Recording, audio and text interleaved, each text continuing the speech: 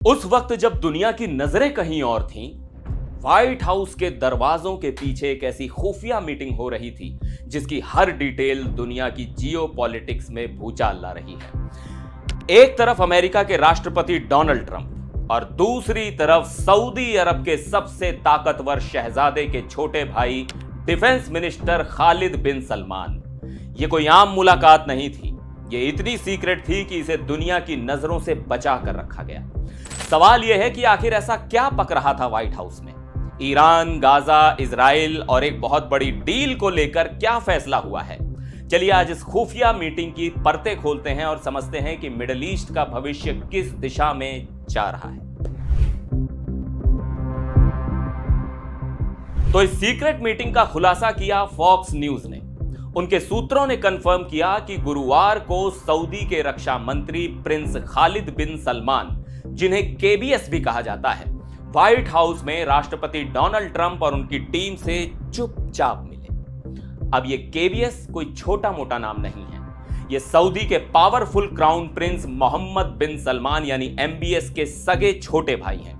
यानी ये जो भी बात कर रहे थे वो सीधा सऊदी के किंगडम की टॉप लीडरशिप की तरफ से थी। तो सवाल उठता है कि एजेंडे पर क्या था? इस खुफिया मुलाकात में बात क्या हुई? सूत्रों के मुताबिक टेबल पर 3 सबसे बड़े और सबसे गर्म मुद्दे थे। पहला और सबसे बड़ा मुद्दा था ईरान।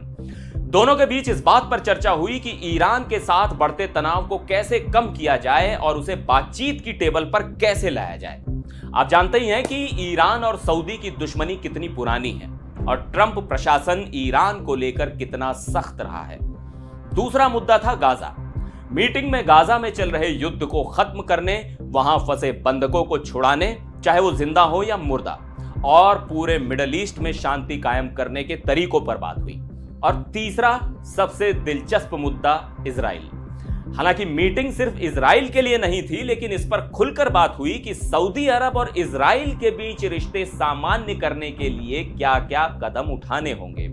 और सबसे चौंकाने वाली बात जो सूत्रों ने बताई वो ये है कि हर मोर्चे पर तरक्की हुई और माहौल बेहद पॉजिटिव था।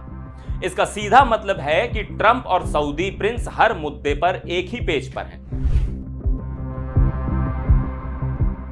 अब इस पूरी कहानी को समझने के लिए आपको याद दिलाते हैं ट्रंप के पहले कार्यकाल का ऐतिहासिक अब्राहम एकॉर्ड्स। इस डील के तहत पहली बार यूएई, बहरीन, मोरक्को और सूडान जैसे मुस्लिम देशों ने इजराइल के साथ अपने रिश्ते सामान्य किए थे। यह मिडिल ईस्ट के लिए एक गेम चेंजर था। तब से ही सब इंतजार कर रहे थे कि इस लिस्ट में अगला और सबसे बड़ा नाम होगा सऊदी अरब। और अब ट्रंप प्रशासन इसे हकीकत में बदलने के लिए पूरी ताकत से जुट गया है। कुछ ही दिन पहले राष्ट्रपति ट्रंप ने संकेत दिए थे कि कई और देश अब्राहम एकॉर्ड्स में शामिल होना चाहते हैं। और अब उनकी White House press secretary Karoline Leavitt ने खुलेआम सीरिया का नाम भी ले लिया है। यहां तक कि इजराइल के नेशनल सिक्योरिटी एडवाइजर भी मानते हैं कि सीरिया और लेबनान अगले देश हो सकते हैं। रिपोर्ट्स के मुताबिक ट्रंप ने सीरियाई राष्ट्रपति अल शरा को ऑफर भी दिया था कि अगर वो इजराइल से रिश्ते सामान्य करते हैं तो अमेरिका उस पर लगे बैन हटा लेगा। यह दिखाता है कि पर्दे के पीछे कितनी तेजी से काम चल रहा है। तो इस खुफिया मीटिंग के सीधे और स्पष्ट मायने हैं जिन्हें हमें समझना होगा। पहला, यह ट्रंप प्रशासन की आक्रामक और रिजल्ट ओरिएंटेड विदेश नीति को दिखाता है। वो मिडिल ईस्ट में शांति स्थापित करने के लिए सीधे तौर पर सबसे बड़े खिलाड़ियों के साथ जुड़ रहे हैं। यह बाइडेन प्रशासन के तरीकों से बिल्कुल अलग है, जिसकी एकॉर्ड्स को विस्तार न दे पाने के लिए आलोचना भी हुई थी। दूसरा, यह अमेरिका और सऊदी अरब के बीच एक चट्टान जैसे मजबूत होते गठबंधन का सबूत है। दोनों देश सिर्फ ईरान या इजराइल पर ही नहीं बल्कि एक बड़ी डिफेंस और ट्रेड डील को भी अंतिम रूप दे रहे हैं। खबर में साफ कहा गया है कि वो सभी मुद्दों पर एक दूसरे से पूरी तरह सहमत हैं। और तीसरा, सऊदी अरब और इजराइल के बीच शांति समझौता अब कोई दूर का सपना नहीं बल्कि एक हकीकत बनने की कगार पर है। जब सूत्र कहते हैं कि सभी मोर्चों पर प्रगति हुई है तो इसका मतलब है कि सबसे बड़ी बाधाएं दूर की जा रही हैं। अगर यह समझौता होता है तो यह इस सदी की सबसे बड़ी जियोपॉलिटिकल घटनाओं में से एक होगा। यह मीटिंग सिर्फ एक मुलाकात नहीं बल्कि मौजूदा हकीकत की एक झलक है। एक ऐसा वर्तमान जहां पुराने दुश्मन दोस्त बन रहे हैं और दशकों से चले आ रहे विवाद खत्म हो रहे हैं।